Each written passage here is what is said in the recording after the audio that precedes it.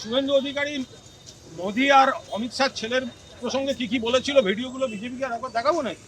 খুব ভালো লাগবে, রোজ একটা করে ছাড়বো। শুভেন্দু অধিকারী কি কি বলেছিল, বিজেপি যাদের বিরুদ্ধে ভিডিও ছেড়েছিল, যাদের করাপ্ট বলেছিল, যাদের গ্রেফতারি চেয়েছিল, তো বলবো নাকি তাদের সেই ভিডিওগুলো ছাড়বো? আরে ইস্যুতে আসুন মশাই। পার্সোনাল অ্যাটাক, সিপিএম এর এক ছোকরা দেখলাম পার্সোনাল অ্যাটাক করেছে। আরে ভাই, আমি বলছি তো, এত কিছুর পর কুণাল ঘোষ জনগণের দরবারে দাঁড়িয়ে ভোট চাইছে। 3 বারে হেরে ঘরে ঢুকে ফেসবুকে বাতেলা মারছে না। ফেসবুকে বাতেলা কেন? কুণাল ঘোষ পালিয়ে যায় না। যদি কুণাল ঘোষের উপর বিজেপি বা সিপিএম কারুর কোনো অ্যালার্জি থাকে, কোনো নেতা, তো ফেসবুকে বাতেলা না মেরে 14 গোষ্ঠীর হিম্মত থাকলে কুণাল ঘোষ মানুষের সামনে ভোটে লড়েছে। ক্ষমতা থাকলে আমার বিরুদ্ধে লড়ে দেখা। এই মুহূর্তে দাঁড়িয়ে আমরা জানি যে ক্যান্ডিডেট লিস্টে ঘোষণা বিধানসভা বা বিধায়ক তাদেরকে বদলি করা হলো। এটা কি কোথাও গিয়ে মানে নেগেটিভ ফ্যাক্টর হতে পারে দলের ক্ষেত্রে? আমার মনে হয়, কারণ এরা সবাই দলেরই, অধিকাংশই সবাই দলেরই। এটা কালের নিয়ম থাকে। পরিবারে যদি দেখা যায় যিনি সব থেকে বয়স্ক, তুমি তাকে দিয়ে রোজ বাজার করাবে, তাকে পরামর্শদাতা, গাইডেন্স সেইভাবে অভিভাবকের মতো রাখতে হবে। সম্মান, আমরা সম্মান দিয়ে সংস্থাই হচ্ছে। মমতা বন্দ্যোপাধ্যায়ের ব্যাপারে যা বলার খুব বুঝিয়ে পরেশ পালের সঙ্গে কথা হয়েছে। কাল পরেশদাকে প্রণাম করেই শুরু করেছি বলেছে। পরেশদা খুব খুশি। পরেশদার আশীর্বাদ আমি প্রার্থী, মমতা দিয়ে আমাকে প্রার্থী করেছেন, অভিষেক প্রার্থী করেছে, পরেশদা আশীর্বাদ করেছে। আর এখানে জীবন সাহা সহ সব কাউন্সিলররা আছেন, সিনিয়র নেতা অলোক দাস, স্বপন সমাদ্দার, এরা রয়েছেন, সবাই তো আছেন। আমার কি চিন্তা? জীবনটা কিন্তু আপনার অনেক রঙিন হয়ে উঠেছে। একদিকে দেখছি আপনি কোথাও খেলাধুলা করেন উইকেন্ডে, তার পাশাপাশি অ্যাক্টিং, গান এবং পেশাগতভাবে তো সাংবাদিকতা রয়েছেই। কোনটাকে বেশি এনজয় করেন? সব এনজয় করি। জীবন যেরকম সেভাবেই নিতে হবে। एक्टिंग এর দিকে কিন্তু আমরা দেখেছি कुणाल दा बहुत सारी अप्स एंड डाउन्स, राज्यसभा की एमपी, उसके बाद स्पोक्स पर्सन, जर्नलिज्म, एक्टिंग, कौन सी चुनौती आपके लिए सबसे कठिन है अभी तक के लिए? देखिए, मैं एक कपिल देव जी का एक स्टेटमेंट है, मैं उस पर विश्वास करता हूँ कि जहाँ पैशन है वहाँ प्रेशर जैसा वर्ड नहीं होना चाहिए। जो मैं पैशन से करता हूँ हो सकता है थोड़ा बिजीनेस, बट नॉट प्रेशर। मैं एंजॉय कर रहा हूँ क्योंकि मैं कम उम्र से इस इलाका में, इस डिस्ट्रिक्ट में पॉलिटिक्स किया, वॉल राइटिंग किया, इलेक्शन किया, बूथ एजेंट था, बाद में जर्नलिज्म पूरा, बाद में मेरा writing, story, novels, books, acting etcetera, मैं एंजॉय करता हूँ। और इस वक्त जो है कि बीजेपी आगे बढ़ रही है, यहाँ पे भी उम्मीदवार देंगे। बीजेपी कहीं चुनौती है आप लोगों के लिए इस बार के इलेक्शन में? कह रहे हैं कि आप परिवर्तन करेंगे। कोई परिवर्तन नहीं होगा, ममता दीदी का प्रत्यावर्तन होगा। ये भाजपा बुरी तरह हारने वाला है क्योंकि वो एंटी बंगाल है, नॉट ओनली बंगाली, वो बंगाल, एंटी बंगाल है। बंगाल में जो रहता है उसका खिलाफ है ये भाजपा का पॉलिसी। अभी वो लोग हैरास कर रहे हैं जेन्युइन वोटर्स को, डिलीट कर रहे हैं, पब्लिक उसका खिलाफ वोट देंगे। कुणाल दा, बहुत सारी उतार चढ़ाव हमने देखी है।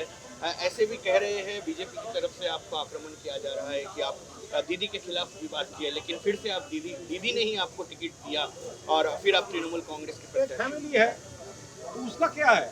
वो लोग तो जिसको ये बंगाल के शुभेंदु के लेकर, वो हिमंत विश्व शर्मा असम से लेकर महाराष्ट्र तक जिस चीज के खिलाफ करप्शन का चार्ज लाए थे, तो वो तो उसका लीडर है, उसका शर्म नहीं है। और हम तो कभी पार्टी नहीं छोड़ा, मैं तो पार्टी में था। जिस दिन हमारा साथ पार्टी का कोई डिफरेंस था, उस महीने में भी मैं, मेरा पार्टी का जो सब्सक्रिप्शन है मेंबरशिप को, मैं पार्टी को दिया। ये उनसे सीखना नहीं पड़ेगा। दादा, चुनाव तो है, लेकिन चुनाव के कुछ मुद्दे भी होते हैं। आपके इलाके में क्या देखने को मिला, क्या मुद्दे हैं? ये मुद्दा है एंटी बंगाल। भाजपा को बंगाल से पूरा हटाना चाहिए और उसका जो दलाल्स है, एजेंट्स है, वो वोट कटुआ जो है ना, वोट अलग खड़ा होकर वोट कट के भाजपा को एडवांटेज दे रहा है, वो सीपीएम कांग्रेस, उसको मिनिमाइज करके भाजपा को बुरी तरह हराना मेरा, हमारा पूरा तृणमूल फैमिली का, बंगाल का यही ड्यूटी है। दादा एक आखिरी सवाल, ममता बनर्जी है आपके साथ, लेकिन लोगों को क्या देना चाहोगे आप, और लोग आपको क्यों वोट देंगे, लोगों तक क्या वार्ता पहुंचाना चाहेंगे? देखिए, लोग वोट देंगे ममता बनर्जी, हम लोग तो सिर्फ ममता बनर्जी का रिप्रेजेंटेटिव है। वो डेवलपमेंट देख रहे हैं, वो पहले लेफ्ट रिजिम से कंपेयर करके कितना अच्छा है बंगाल, दूसरे स्टेट से कंपेयर करके क्या कितना अच्छा है बंगाल, ये पूरा पॉलिसी का ऊपर वोट होगा, कौन सरकार, ये असेंबली इलेक्शन है, ये इतना सारे स्कीम्स, इतने सारे डेवलपमेंट, तो ये जो पॉजिटिव फैक्टर्स है उसके ऊपर वोट होगा, और भाजपा का जो नेगेटिव फैक्टर है एंटी बंगाल, उसके ऊपर वोट होगा। ये प्रॉब्लम नहीं होगा 74 एमएलए को बिठा दिया गया है? नहीं, ये हमारा पार्टी का डिसीजन है, और वो लोग हमारा रेस्पेक्टेड सीनियर्स है। वो हो सकता है आपका घर में जब आपका ग्रैंडफादर थोड़ा उम्र हो जाता है, थोड़ा, आप क्या रोज उसको बाजार में भेजते हो ना आप जाते हो? समझना चाहिए। तो वो लोग हमारा गार्जियन है, गाइड है, हमारा साथ है। यहाँ का एमएलए परेश पाल, उसका आशीर्वाद है मेरा ऊपर, हमारा कैंपेन में परेश रहेंगे। শুভেন্দু অধিকারী মোদি আর অমিত শাহ ছেলের প্রসঙ্গে কি বলেছিল, ভিডিওগুলো বিজেপিকে আর একবার দেখাবো নাকি? খুব ভালো লাগবে, রোজ একটা করে ছাড়বো। শুভেন্দু অধিকারী কি বলেছিল, বিজেপি যাদের বিরুদ্ধে ভিডিও ছেড়েছিল, যাদের করাপ্ট বলেছিল, যাদের গ্রেফতারি চেয়েছিল, তো বলবো নাকি তাদের সেই ভিডিওগুলো ছাড়বো? আরে ইস্যুতে আসুন মশাই, পার্সোনাল অ্যাটাক, সিপিএম এর এক ছোকরা দেখলাম পার্সোনাল অ্যাটাক করেছে। আরে ভাই, প্রিজন ভ্যান আপনার, আমি বলছি তো, এত কিছুর পর কুণাল ঘোষ জনগণের দরবারে দাঁড়িয়ে ভোট চাইছে, 3 বারে হেরে ঘরে ঢুকে ফেসবুকে বাতেলা মারছে না। ফেসবুকে বাতেলা কেন? কুণাল ঘোষ পালিয়ে যায় না।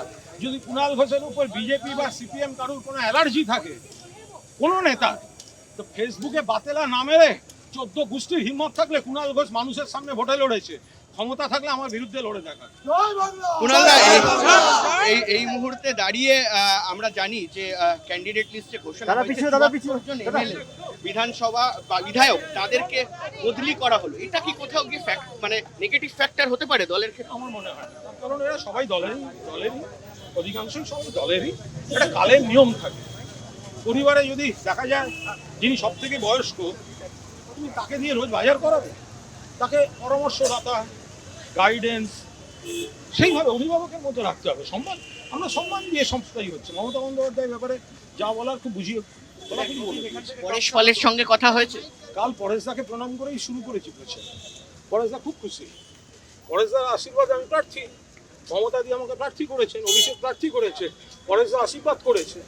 আর এখানে জীবন সাহা সহ সব কাউন্সিলররা আছেন, সিনিয়র নেতা অলোক দাস, স্বপন সমাদ্দার, এরা রয়েছেন, সবাই তো আছেন। আমার কি চিন্তা?